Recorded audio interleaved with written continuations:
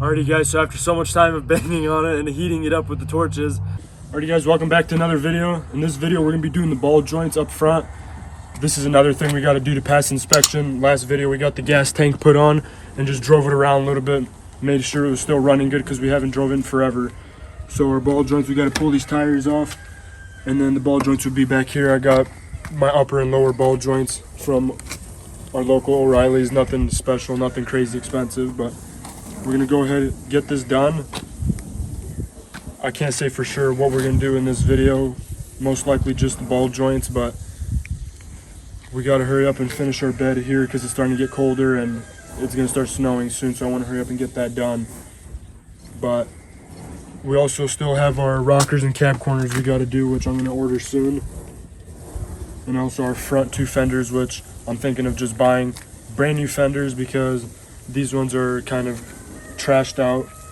It's all rusted up, like directly on the body line, and that's gonna be the hardest part to fabricate up, which it's not too hard, it's just too much bending, and it's better off just buy brand new ones. I think I saw online somewhere $90 or $100 for each fender, which is not a bad price at all. So we're gonna go ahead, pull these wheels off and get straight to work.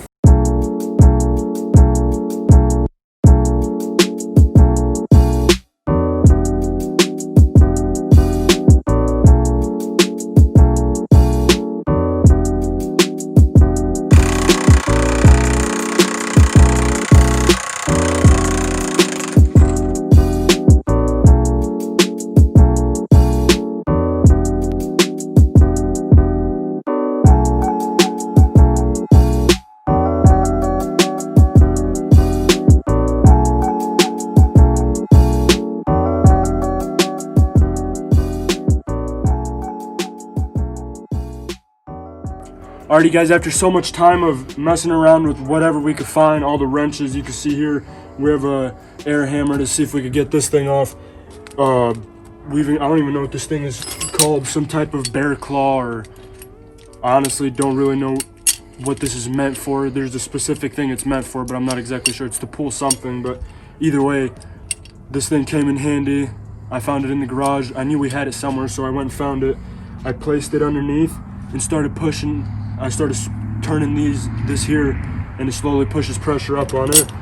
And then this right here is called a pickle fork. I don't know why, but I slid it right underneath, hammered it a couple times, and the whole knuckle assembly just dropped. So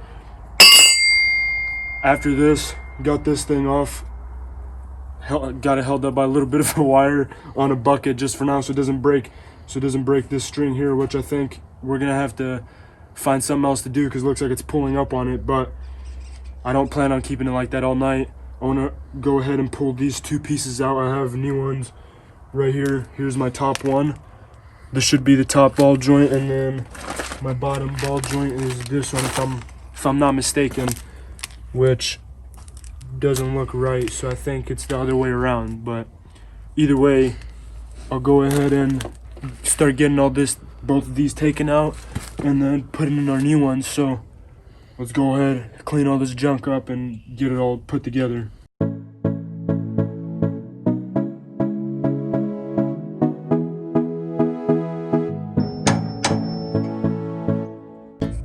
Alrighty guys, so after so much time of banging on it and heating it up with the torches, I've never replaced ball joints, so I didn't know which way they're supposed to go, but once we got the ball joint press on, it literally took like 10 seconds. You just go from the top and I used the impact, and it just pushed them straight through.